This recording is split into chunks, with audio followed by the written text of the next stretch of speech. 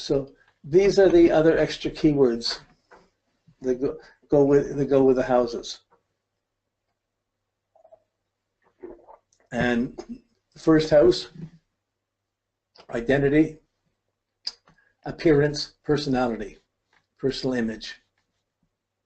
Second house, values, money, personal resources, talents. I don't like just reading off thing, but here we are for this one. We'll do this. So values, money, resources, clothes, things you have, talents, things you have. So a lot of times you'll see it's the money house, but people won't talk about personal resources. They won't talk about values or talents. Some books do. House 3, expression, that was the key word. Relatives, siblings, brothers and sisters, short trips, writing, learning, common sense. I like the common sense, but if you had struggles with brothers, sisters, or sibling rivalries, difficult things like that, these are all going to have, there's a tendency, well, there must be something, what's going on in the third house that is giving information about that frequency, about these areas. Fourth house, again, it's security, it's your home, but really it's your personal integrity. How well did you sleep last night? Are you integrating things well? Did you take your impressions in there? Are you ready? What happened when you let go of consciousness, you went to sleep and then you woke up again? Were you more together after a good night's sleep or not?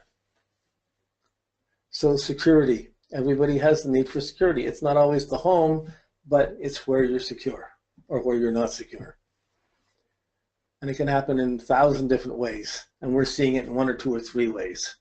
But we'll come to know more and more ways about our own life as we go. Fifth house, you have the security, integrity, then you have your performance, your children, romance, play, and creative expression. It's how you perform. Sixth house, it's duty, healing, sickness, critical response to others, service, duty, skills, hygiene, personal adjustments, and the ability to improve whatever you're doing. So those are all the subjective ones. In the functional houses, we start with seventh house is partnership, sharing, and marriage.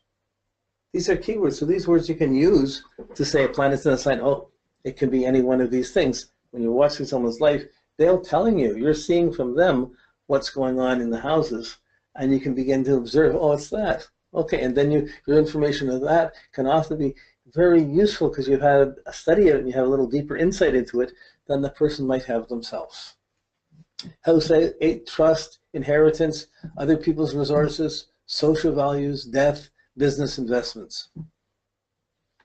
You could also include custody fights about who this is my kid, this is your kid, who's paying for what. That's an 8th house scenario too. 9th house is the legal laws about how you apply the inheritance or the custody. 9th house is principles, morals, partners and the partners, siblings, and relatives, your in-laws. Long distance travels, philosophy, and legal perceptions. The 10th house of honor includes your status, your authority, your legal enforcements, and dignity and respect. Take away any of those and you'll see handicaps in our lives. 11th house, friendships, peer pressure, social creativity, having a party, socializing with people, being part of, going to a party. These are all social functional, it's social functional creativity. The 12th house is your conscience, but as you can feel isolated there, there's a need to transcend problems there. There's the legal consequences or confinement. If you do something wrong and there's a judgment against you, here's where you have to pay it off. 12th house. Okay, so this is the wheel that goes through the whole, that has all our basic 6 categories by where we get our interpret, and there's the colors for each house too, which can go in, which are, okay. So I'm just going to run through this one last time. This is like the scales of music, and it's like re-going over it, it just makes sense. So you see this, when you look at a house, here's something's in the 3rd house, you know, it's rising. If it's rising, you're projecting. What? If you don't talk, if you don't say anything, you don't have to project.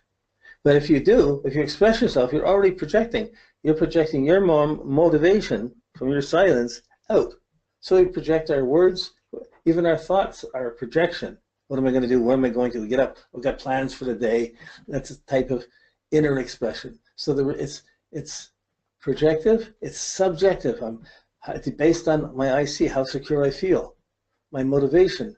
Am I getting up motivated or not motivated? Oh, I just can't face another day or whatever. I don't like that subjective thing is there. And then if they're positive, the intuition, your intuition, I just know this is going to go. I don't go there, or I gotta go there. I gotta have a chance. I got a chance to say something, and someone's going to hear me. We intuitively wake up, and then we start to understand our situation, what resources we have. We're trying to understand what we got, what we're going to put together. I like to see how do you choose what you're wearing in the day, how you're going to prepare yourself to go out into the world. And in that point, it's relating to our own ideas and our own expressions. We're trying to think about what to do, we're getting a game plan, or at least a strategy, what we're going to do today. If we have to wing it, well, then there's a cost because we didn't plan it enough. If we plan it, then we have to challenge, can we follow through on it? But just going through each of the categories, that gives you the basic. Then you could add the keywords. That's the basic factor of the sign. So this is, I like to see your motive. Once you get motivated or not motivated, it affects the way you think. That's a primary. This is going around the houses the other way. It affects the way you express. Depending on how you express or how you think, it's going to have an effect on how you use. What you're thinking is going to affect how you use what you have, which is also subjective. It's rising. I'm instigating where I'm personally coming from intuitively, using what I have in matters I'm concerned about, according to what values I'm concerned with. So I'm thinking about things. This is what I got. This is not what I got. I got to use this. I got to make the most of this. And sometimes we just intuitively use what we have. Can't always just buy it. And so when you're understanding just the house, it's not just the house. You still have to understand the different quadrants, the halves of the sign, to see the effect on that house or what that house is. So the identity, it's subjective projection. It's projecting my subjective being. I'm me. I'm going to put this out. I got to project this out. It's not really functional. It's how I'm intuitively sensing I've got to be. And that's the angular being of me. My pride, my identity, I want to project, get my identity together. How much work did you do on your identity today before you went out? Or did you go out? Or did you work on your identity at all? Generally, this is your little me, your voice me. What am I doing here? What am I going to do? It's that little voice going on of what am I trying to do out in this big world? This is going well, this isn't going well. Do I do it or why bother? That's as it goes above the horizon. The results of this intuitive quadrant will start to show in the 12th house. So if you're having a very sensational world and you're interacting with someone a lot, you don't have much time for intuition. If you're really strongly intuitive, you don't have much time to react to everybody else. If you have a lot of friends, there's hardly any time to go be in the studio and be studying and performing on your own.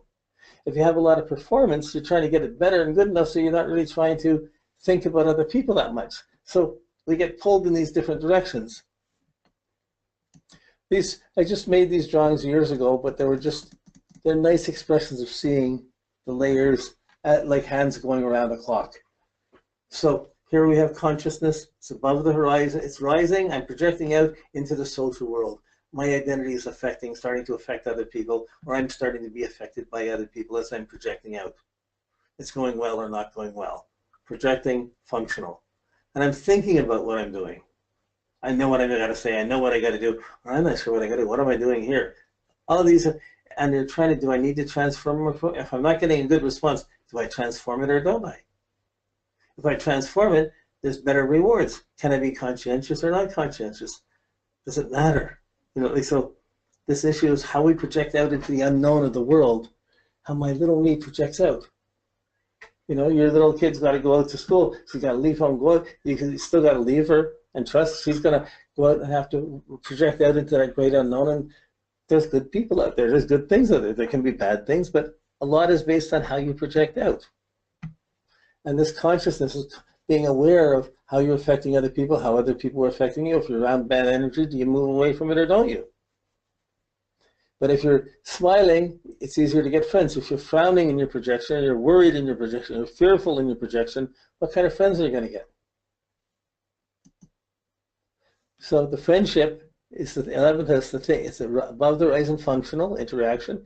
You're instigating. I got to do things with my friends. I got to impress people. I got to make friends. Do things like what friends do I have? And really, it's about having and using friends. You have friends, you have to use them. What are you doing tonight? Let's go somewhere. Let's do something. You're using your friends. You're climbing on their status, or mutually doing that. And you're usually thinking about who knows who and who knows what, and who's the closest friend, who's not. Things like that. You're having friendships. You're thinking about the relationships, about friendship. And that, if you lost a job, if you have a bunch of friends, you can always say, I lost my job. A lot of times a friend will know a position and get you into a higher position. If you don't have friends, you can't rely on that.